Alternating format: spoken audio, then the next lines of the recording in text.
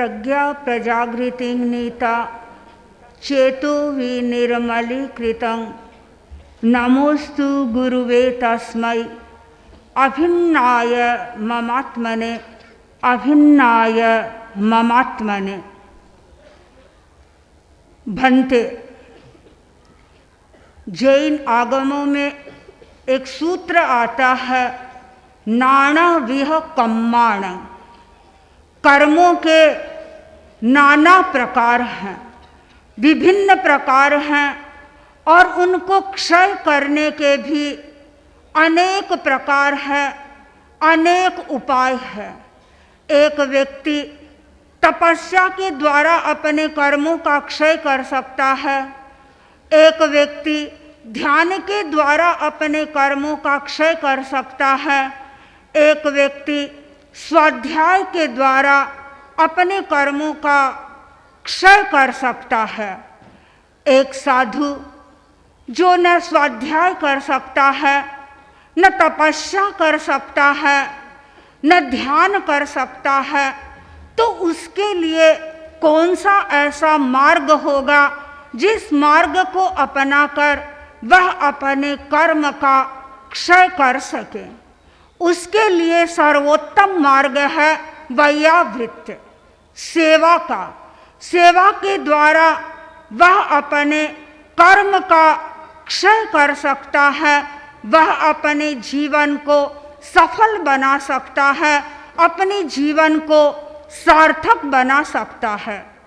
शिष्य गुरु की उपासना में पहुंचा, जिज्ञासा के स्वरों में निवेदन किया, भंते संग महान कैसे बनता है। गुरु ने शिष्य की जिज्ञासा को समाहित करते हुए कहा, यत्र वृद्धास्तु पूज्यन्ते सेव्यन्ते सादरं सदा चेतः समाधिं नीयन्ते स गणो महतो महान। जिस संघ में वृद्धों की पूजा की जाती है, वृद्धों को बहुमान दिया जाता है और आदर पूर्वक सम्मान पूर्वक उनकी सेवा की जाती है, उनके चित्त समाधि का ध्यान रखा जाता है, वह संघ महान बनता है। तेरा पंथ धर्म संघ इसलिए महान है कि इस धर्म संघ में सेवा को बहुमान दिया जाता है। चतुर्थ आचार्य श्रीमद् जयाचार्य के द्वारा प्रारंभ की गई व्यवस्था को उत्तरवर्ती आचार्य सुचारू रूप से चला रहे हैं। आज हिंदुस्तान में हमारे सेवा के केंद्र बने हुए हैं और उन सेवा केंद्रों के लिए परम पूज्य आचार्यवर मर्यादा महोत्सव के अवसर पर सबसे पहले साधु और साध्वियों की सेवा की ओर ही ध्यान केंद्रित करते हैं और सबसे पहले उन्हीं सिंघाड़ों के चातुर्मास की या सेवा की नियुक्तियां करते हैं। इसका अर्थ है कि तेरा पंथ धर्म संघ में सेवा को बहुमान दिया जाता है और ये संस्कार उन साधु और साध्वियों को जन्म घुंटी में उपलब्ध होते हैं। तेरा पंथ धर्म संघ की सेवाओं के बारे में अभी आप सुन रहे थे, स्वयं आचार्य सेवा करते हैं। तेरा पंथ के साधु और साध्वियां परस्पर सेवा करते हैं और कहीं कहीं जब विशिष्ट अवसर आते हैं तो हमारे साधु और साध्वियां उदाहरण बन जाते हैं। साध्वी अनचान जी का नाम तेरा पंथ के इतिहास में हम पढ़ते हैं।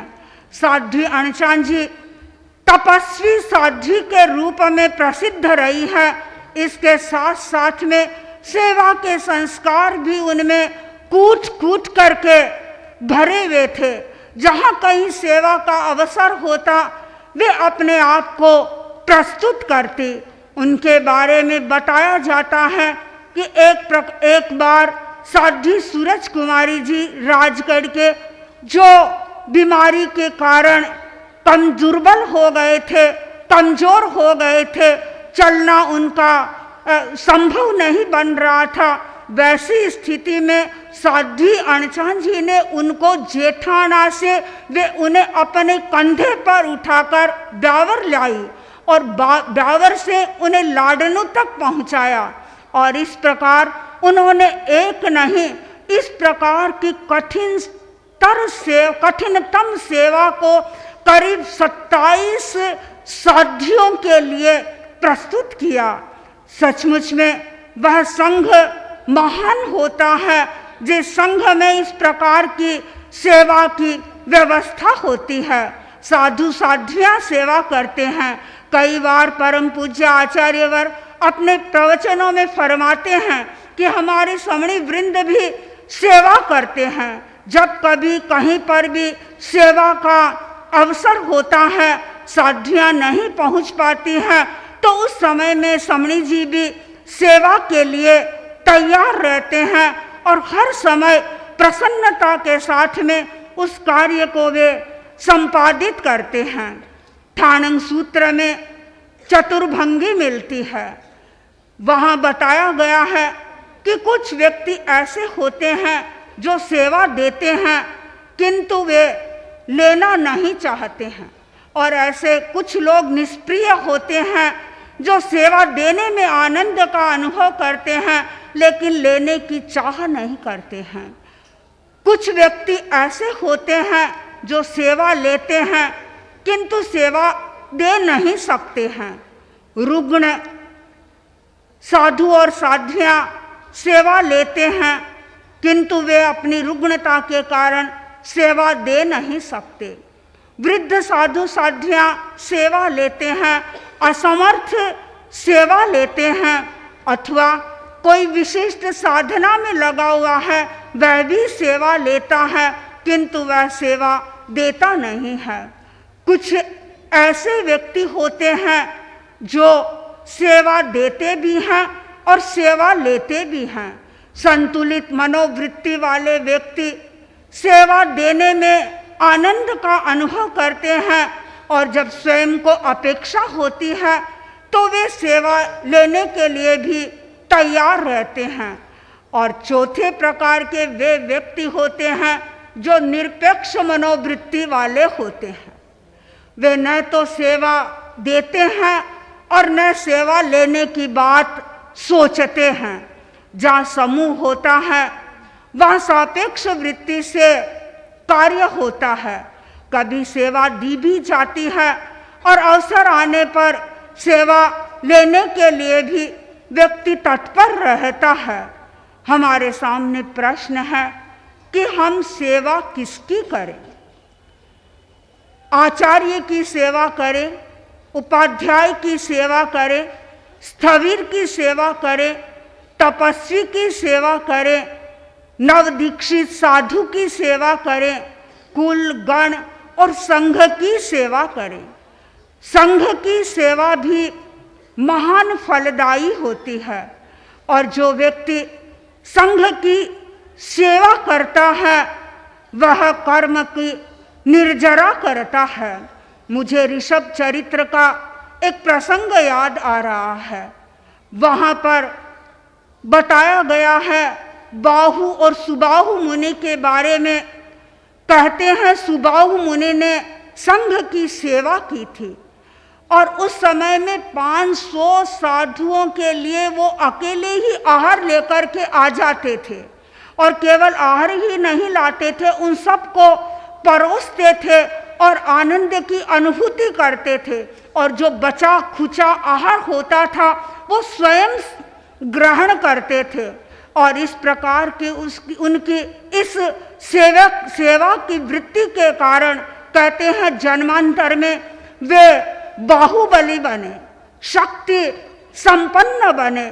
जो व्यक्ति सेवा करता है उसकी सेवा फलदायी होती है, उसकी सेवा वरदायी होती है और सेवा के द्वारा व्यक्ति महान लाभ को प्राप्त करता है।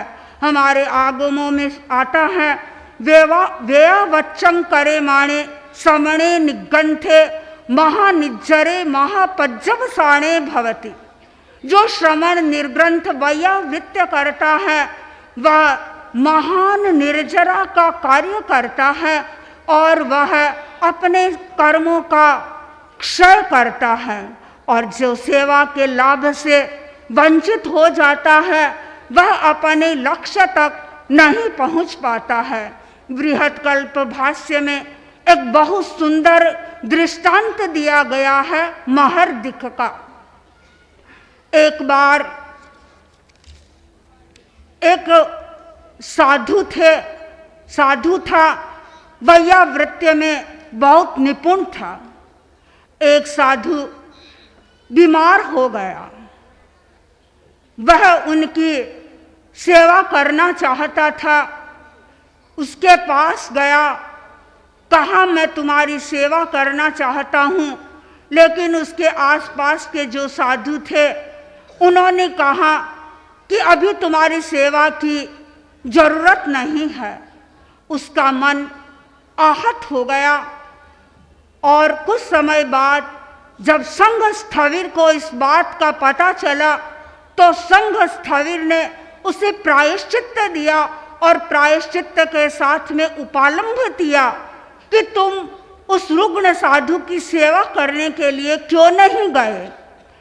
उसने निवेदन किया कि मैं उसके पास में गया था, मैंने उन्हें सेवा के लिए प्रार्थना की थी, किंतु उन्होंने मुझे कहा कि अभी तुम्हारी सेवा की जरूरत नहीं है। और इस बात से मेरा मन व्यथित हो गया और मैंने सोचा नहीं, मुझे इसकी अब सेवा नहीं करनी है। और इस संदर्भ में संघ स्थविर ने उस मुनि को समझाने के लिए एक उदाहरण प्रस्तुत किया।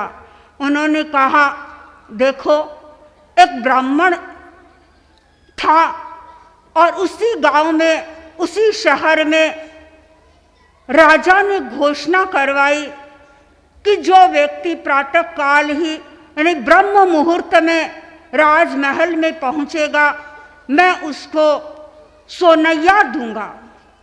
अनेक लोग, अनेक ब्राह्मण लोग वहां पर पहुंचते, सोने का सिक्का सोनैया लेकर के अपने घर की ओर लौट आते।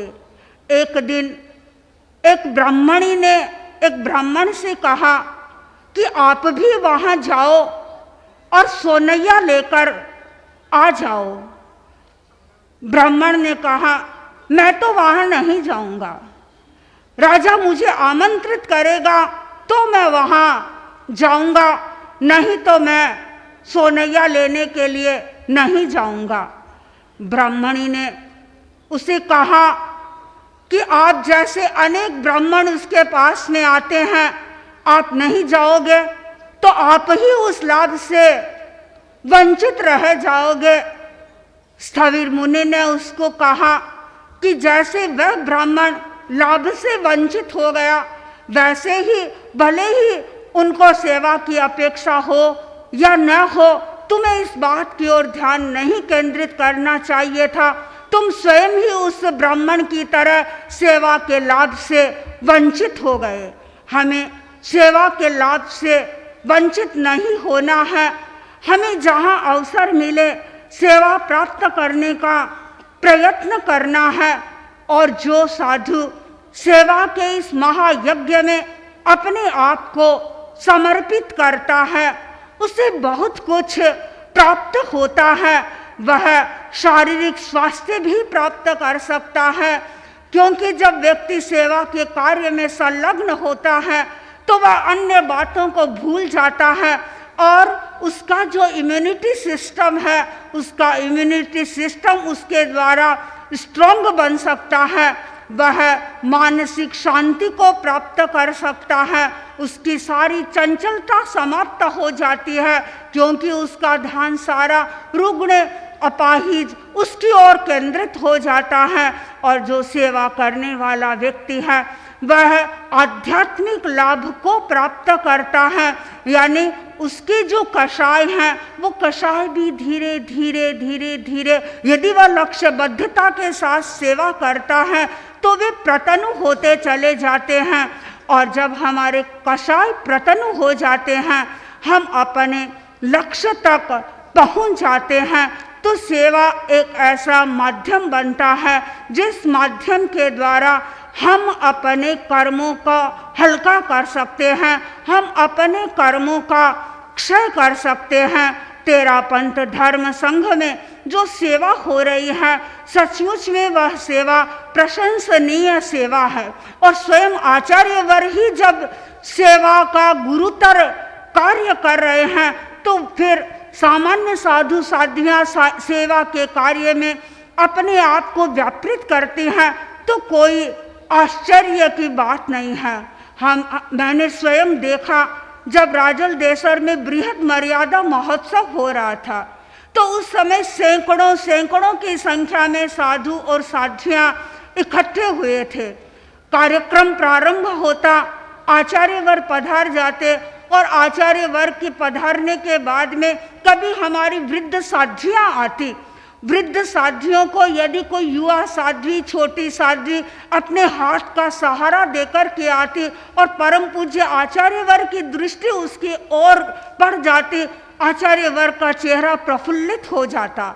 यानी आचार्यवर को बड़ा अच्छा लगता कि देखो कैसे साध्वियाँ हमारी वृद्ध साध्वियों की सेवा कर रही है। और आचार्यवर तो कभी कभी चतुर्दशी की हाजिरी में हम साधु और साध्वियों को ये प्रेरणा देते हैं कि भले ही तुम मेरी सेवा मत करो, आचार्य हैं और कह रही है मेरी सेवा मत करो, जहाँ सेवा की अपेक्षा है तुम यदि वहाँ जाओगे, वह कार्य संपन्न करोगे, इससे मैं प्रसन्न होऊंगा। आचार्यवर, आज के इस अवसर पर हम यही मंगल कामना करते हैं कि हम हमेशा वही कार्य करें जिससे कि आपका चित्त प्रसन्न हो, और आपकी चित्त की प्रसन्नता ही हमारी सबसे बड़ी सेवा होगी। सेवा के मार्ग पर हम उत्तरोत्तर गतिशील बने, इसी भावना के साथ।